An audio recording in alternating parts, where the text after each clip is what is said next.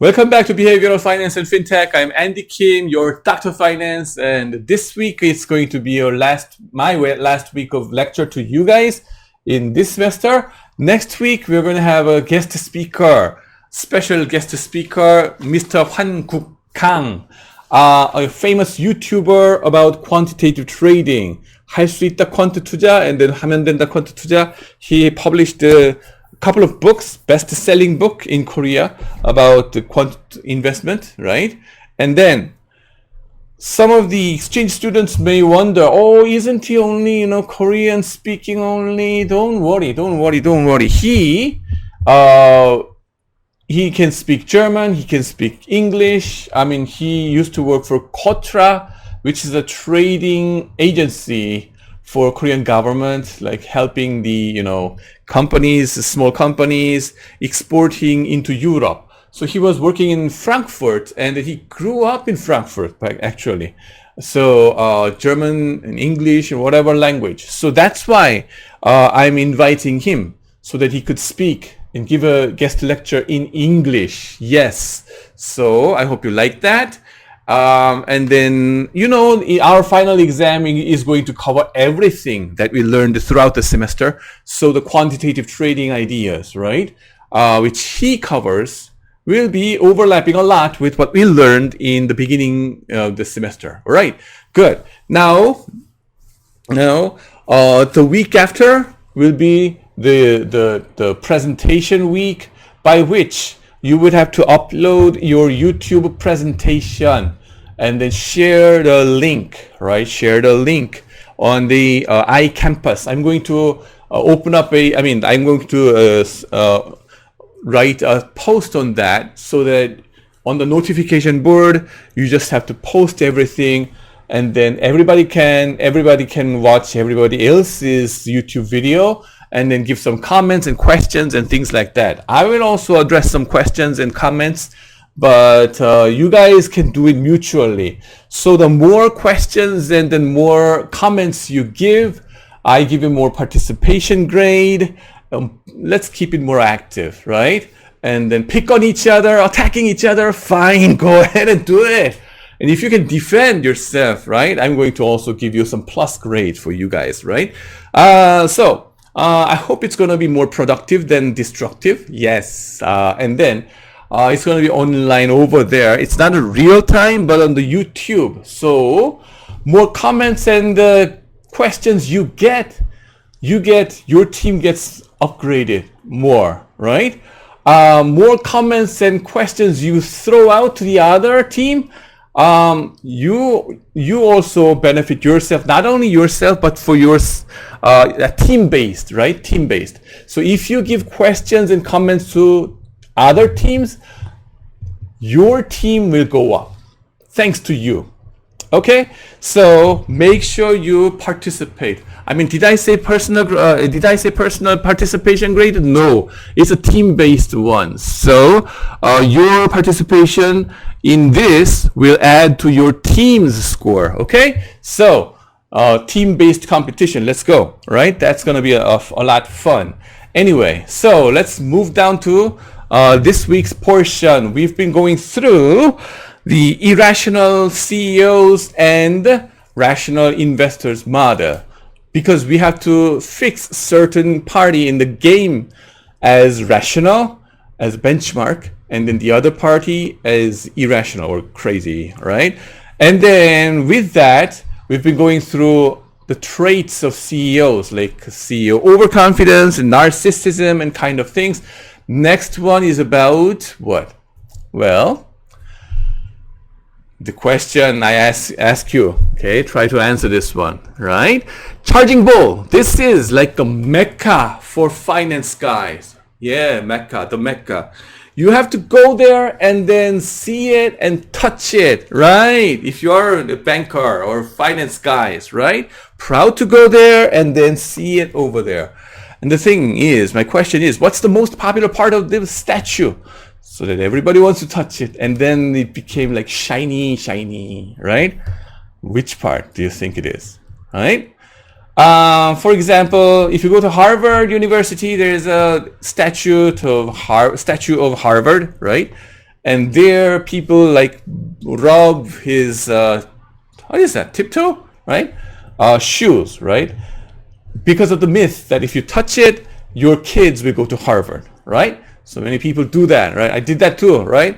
Anyway, look how, see how much shiny it is, right? So the charging bull, which part must be the most shiny?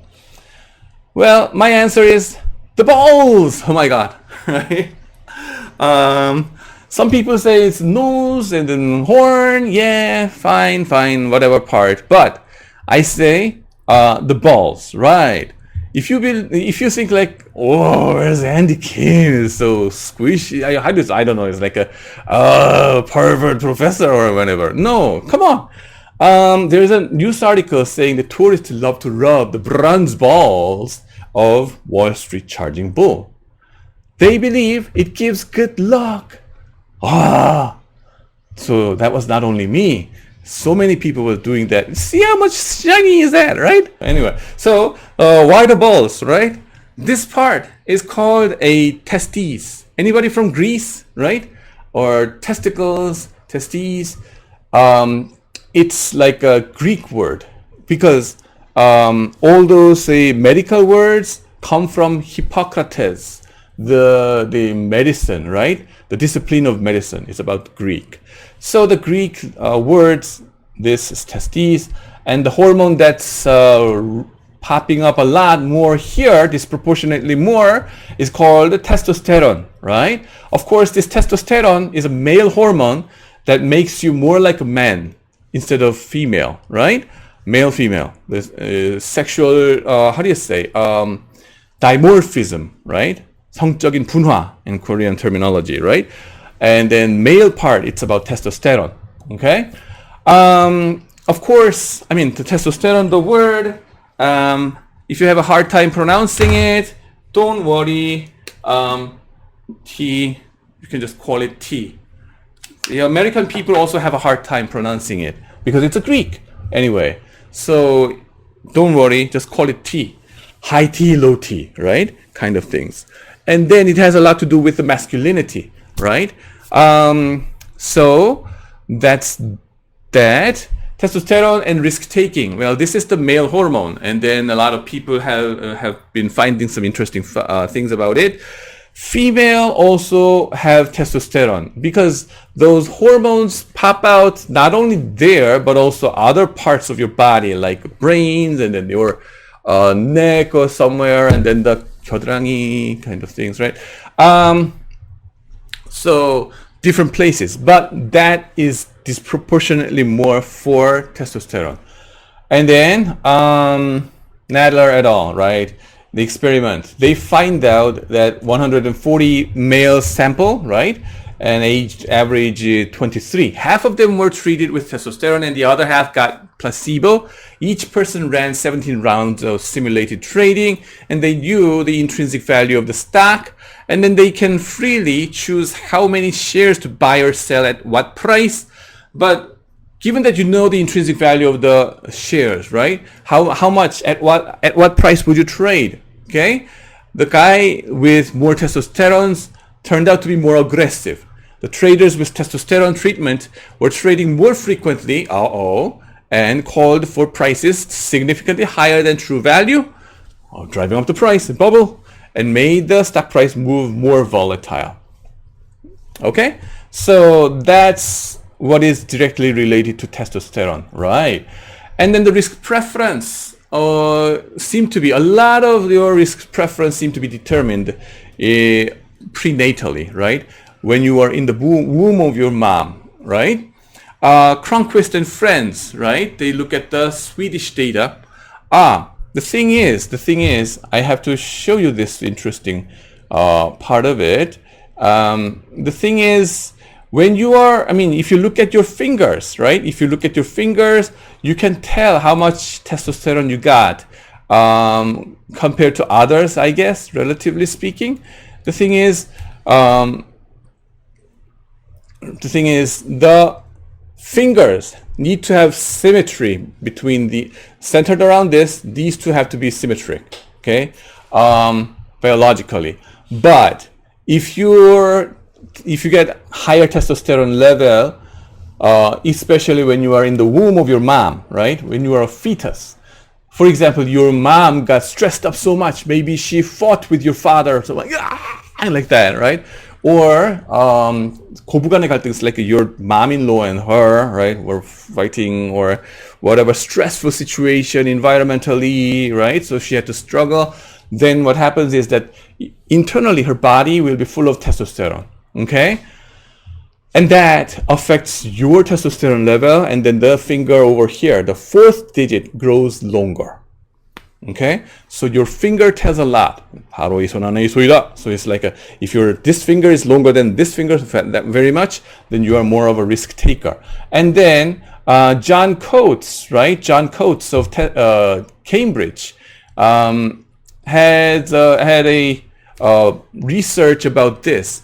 The Cambridge finance professor, he used to be Goldman Sachs trader in London. So he got back to, he went to the trading room and meet his friends, of course, and then, looking at those traders over there, and then he did a famous research about their fingers and the trading performances. The thing is, the guys with more, longer fourth digit finger, they were more successful traders. So it tells a lot about your risk preference and how much you would be successful over there, right? And then here's a part of my book that is coming up over here. You see the hands over here, right? One of them is my hand, and the other three are financial traders. Okay, one of them is even trading bitcoins, very risky, right? And the others are Swiss bank trader, and then other Mireset trader, kind of Citibank ex-trader, right? Which one must be the professor? Can you see that?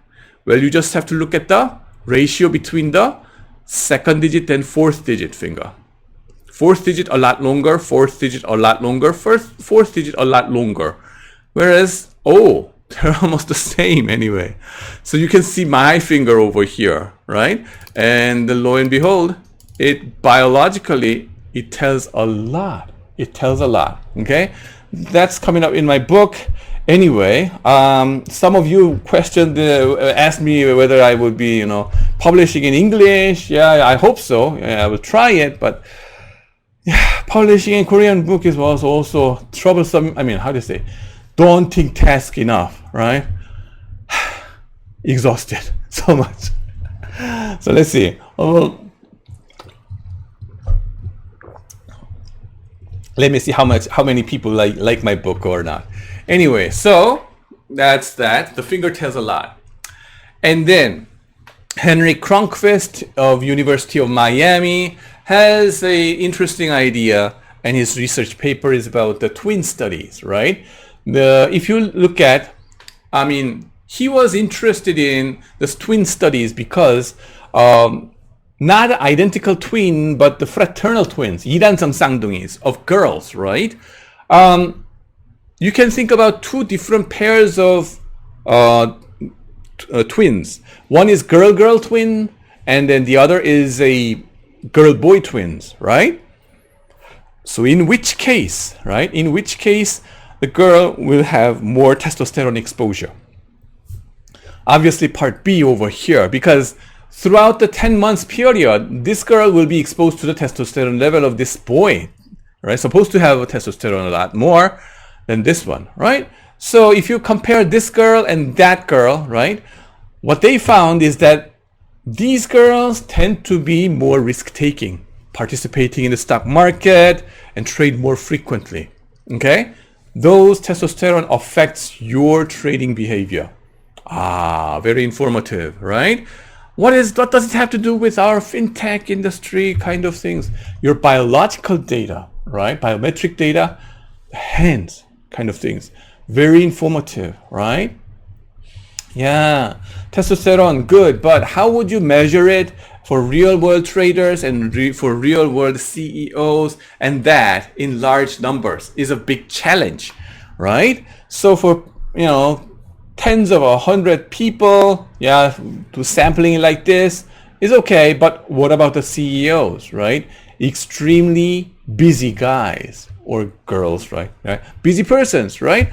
How would you secure them and then have some test on that, right? The most precise test of testosterone is like blood test and saliva test, drooling, right? Like that. But extremely difficult to meet any CEOs, right? And that a company, the CEO of a publicly traded companies, right? Extremely difficult. So that's a limitation. John Coates research, yeah, I told you about this one. Yeah, Cambridge professor. And then in the following picture, so in the large scale, right? How would you do it for the CEOs, testosterone, and then their risk-taking behavior? That's my research, right? So here is my question, right? In the following picture that I show you instantly, which is the most memorable part? You tell me, right? So get ready. 1, 2, 3. Yeah. So many people say that, oh, there was a, latte kind of things with a human face. Some people say human face over there. That's what I remember. Yeah. Instead of those French toast or whatever salad there may have been. The picture is that I took, I myself, on one Sunday morning after receiving a lunch tray with a latte, right? In Seongbuk-dong area. It's gone, by the way. The cafe became like a chicken roasting place. Anyway, so the important thing is face recognition is deeply rooted in your brain. Okay, brain has a special areas that recognize faces deeper, right? Over here, the fMRI is a machine that enables us to find out which part of the brain is more activated when we are exposed to certain stimuli. And then whenever we recognize some things, this part is activated in our brain. This is our brain. But the thing is, when we recognize any faces, these parts are activated, which is closer to the core, bottom of our root of our brain, which has a lot to do with our basic instinct. This means that, face recognition was an important task ever since we were, like fish or frog or kind of, crocodiles, right? Lizard kind of period, right? And that as we evolve, our brains seem to be, developing and overlaying more. So nowadays, anything that is more advanced in concept, those things are processed outside of our brain, right? But this part means a lot. Means that the face recognition has been our ultimate task, very fundamental and basic instinct task. Because we are human, not only human, but also other animals as well. Because especially for humans, we are social animals, right? We evolved to be the fastest in recognizing faces to extract meaningful information. Imagine a baby lying on a field, right? Not knowing what to do, and then look up to the sky, look up to the around, and then what? Look around and see where I can get my help. Where would my help come, right? And then your mom and daddy will be helping you, or your relatives or friends, right? You should be able to identify those faces split second faster. Or then you had a better chance of survival. Natural selection must have happened that way, right? So that's the idea, right? Those guys who were faster in face recognition had a better chance of survival, right? So face, you have a lot more, you are more inclined to find the faces. Not only that, you also try to extract a lot of information from the faces. For example, facial expressions or how the face is shaped and things like that, because you have to communicate with them, right? And then those face muscle, what is interesting about this face muscle is that it's not attached to a certain, some of the muscles are not attached to bones itself, right? Usually those the function of the Muscle is like moving the bones, right? Moving the bones this way and that way.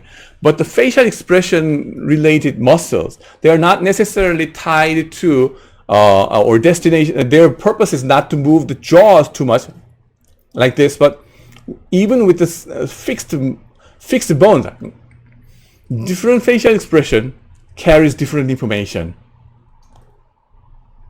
right? And that is a very special function of the facial muscles over here. Okay, so facial expressions, all these kind of things are very informative communication tools. We're going to talk about that. How is it related to the stock price, by the way? And then the facial structure itself seem to give some information. At least for when you look at any people's face, can you recognize their competence? Is it informative about the person's competence? It is the case. Yes, it is. Right. The competence of the owner of the face, you can see it. You can evaluate. I mean, this is Princeton University's famous psychologist Todorov, right? You evaluate the competence of a person in a first 0.1 second of seeing his or her face, and the conclusion you make is not far from being correct, significantly close, right? The study that he showed is he conducted is this. He recruited like students, right, from his university, I guess, right, if I remember correctly. And then the students were supposed to look at many pairs of persons, right? And then the task is he is showing a split second. 0.1 second, right? And then tell the students, pick which one looks more competent, right? 능력이 좋아 보이는 사람, right? Pick which one, okay? A, B, pick one. C, D, pick one, like that, okay? As it turns out, those pairs of pictures are the congressional election candidates before the election results, right? It's like equally trying to show more competent, but one of them was voted and then won the vote and the other lost it, okay? And then winner versus loser, right? Were the students able to tell which one is going to be the, winner like that, right? More competent one, and the people like it, right? And as it turns out, those guys, right, had a 70% of rate of correction, right? 70% rate chance of getting it right. Not 50-50, right? Significantly higher than that. So those in face seem to be more informative of the competence in that. Not all. There's a still 30% chance that you may get wrong, right? So face is not all, but it's not nothing. That's what we are trying to say over here. Okay, don't get me wrong, right? Don't get me wrong. And then emotion of the person by looking at his facial expression, we call it 눈치 in Korean terminology. 눈치 좀 봐. What do you think he thinks, right? What's his feeling? I don't freaking know. I'm bad at recognizing those kind of 눈치 or facial expressions. Right? Thank God I am professor, so I don't have to look at those 눈치 too much. But for your social life, you have to be good at 눈치, knowing like, oh, he or she feels like this and that, right? Kind of things. Anyway, so face is informative, right? And then we evolved in such a way that it gives some information somehow, and we extract it in a meaningful way. And then how much does masculinity matter is the next question that I ask over here, right? In my research, because face seems to give some information about the achievement drive of a person, which is represented by the facial masculinity. Oh my God. Okay, so motivation. How does the masculinity of the CEO affect the firm performance and the risk is the thing that I'm going to address in the next video. So wait for that one, and thanks for watching this first part of the video. Thank you.